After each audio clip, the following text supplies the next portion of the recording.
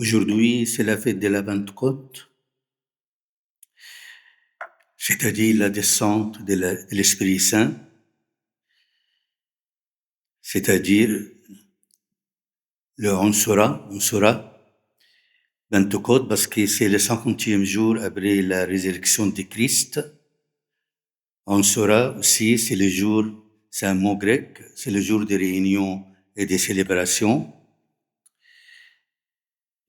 Et ce jour-là, aujourd'hui, 50 jours après la résurrection, l'Église est fondée.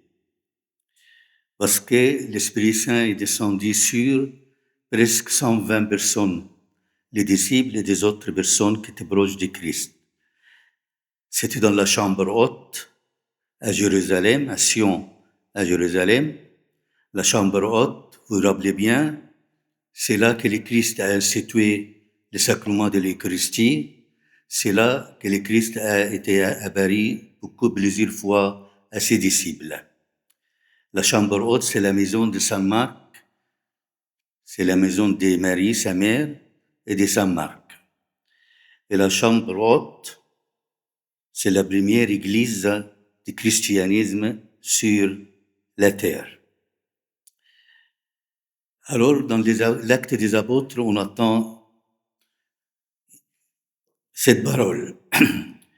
Vous recevez une puissance, le Saint-Esprit survenant sur vous, et vous serez mes témoins à Jérusalem, dans toute la Judée, dans la Samarie et jusqu'aux extrémités de la terre.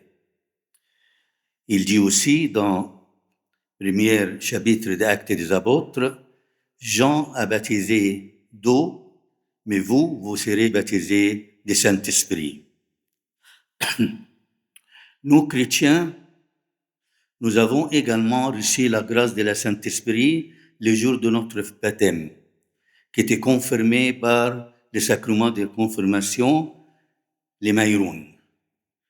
Alors, en vérité, ces sacrements-là, les baptêmes et les maïrons, apportent à chacun de nous la fête de la Pentecôte. Parce que la Pentecôte, c'est la descente de l'Esprit Saint sur les disciples et la foule, ces jours-là. Aussi, c'est de la même chose, la même action, les mêmes œuvres se passent pendant notre baptême. L'Esprit Saint descend sur les baptisés ou la baptisée et confirmé par le sacrement de la confirmation. Et pour ça, la fête de la Pentecôte, c'est notre fête à tous, les chrétiens qui étaient baptisés. C'était la même chose, les mêmes actions, les mêmes œuvres étaient passées le jour de notre baptême. Il nous dit, comme je vous lis, vous recevez une puissance, le Saint-Esprit survenant sur vous. Une puissance, un pouvoir.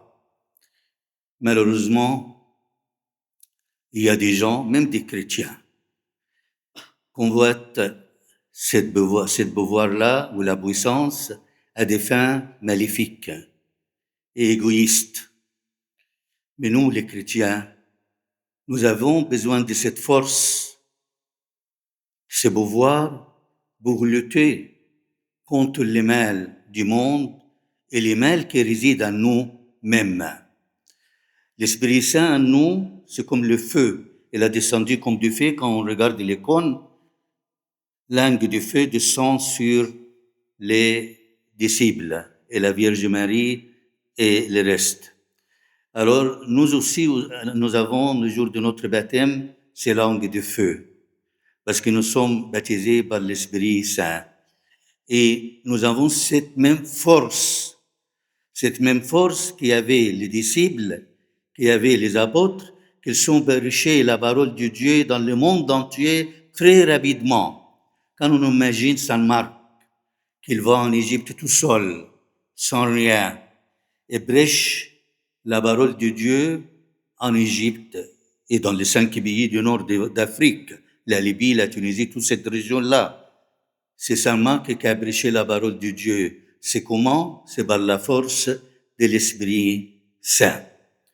Vous savez que les disciples étaient très tristes après la mort de Christ sur la croix, après son enterrement, après que Christ est ressuscité, il est monté au ciel, il a envoyé son Esprit Saint. Avant l'envoi de l'Esprit Saint, les apôtres étaient enfermés dans la chambre haute. Ils avaient peur. Mais le jour même de la descente de Pentecôte, de la descente de l'Esprit Saint, Saint Pierre a prêché la parole de Dieu et ce jour même a baptisé 3000 âmes.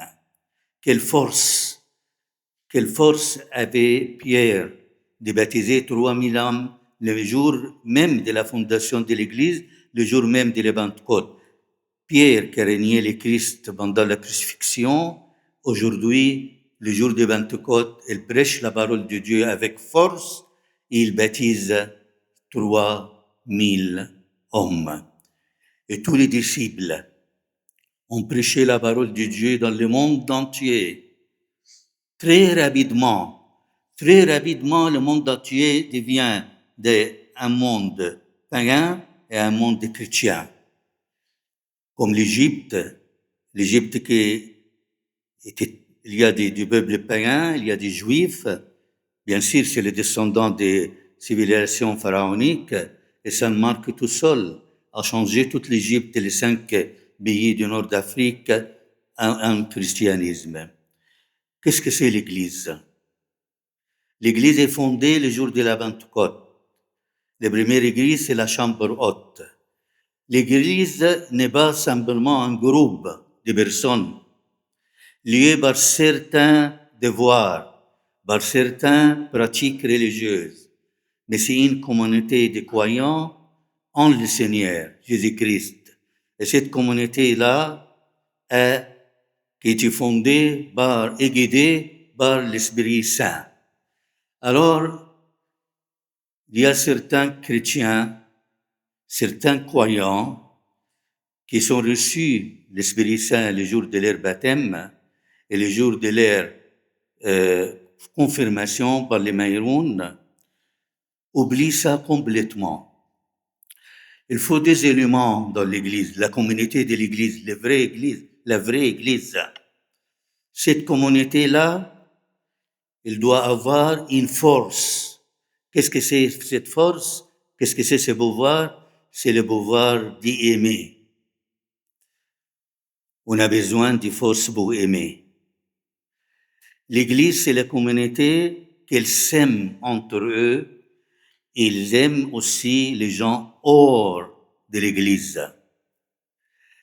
L'Église, c'est les communautés qui pardonnent entre eux, malgré les offenses, malgré quelquefois les méchancetés, malgré quelquefois l'égoïsme,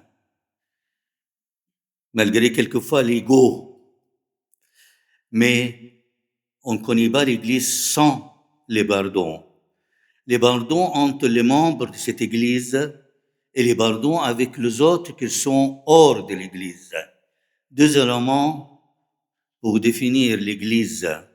C'est l'Église du Saint-Esprit qui était fondée le 50e jour, le jour de Pentecôte, doit avoir l'amour, la force d'aimer, la force de pardonner. Pas seulement entre nous, mais aussi les autres qui sont hors de l'Église. Et vous savez, l'Esprit Saint, l'Église, c'est comme le corps de l'homme. Il y a beaucoup de membres. Il y a les yeux, il y a la bouche, il y a les mains, il y a les pieds. Et chaque membre a son travail.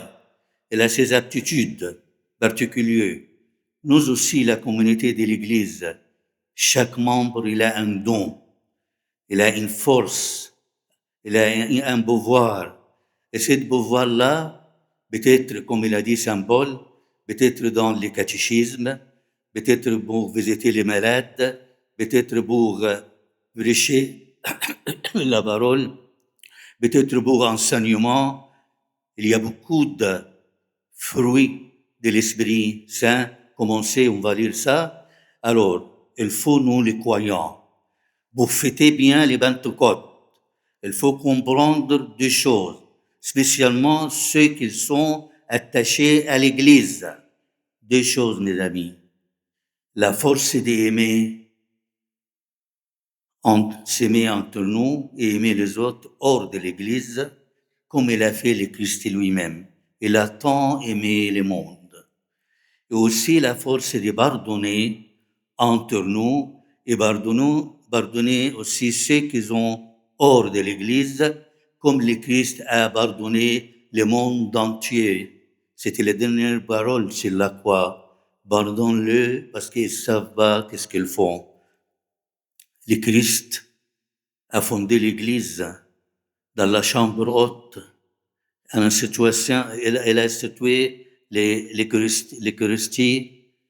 Elle a fait descendre l'Esprit Saint.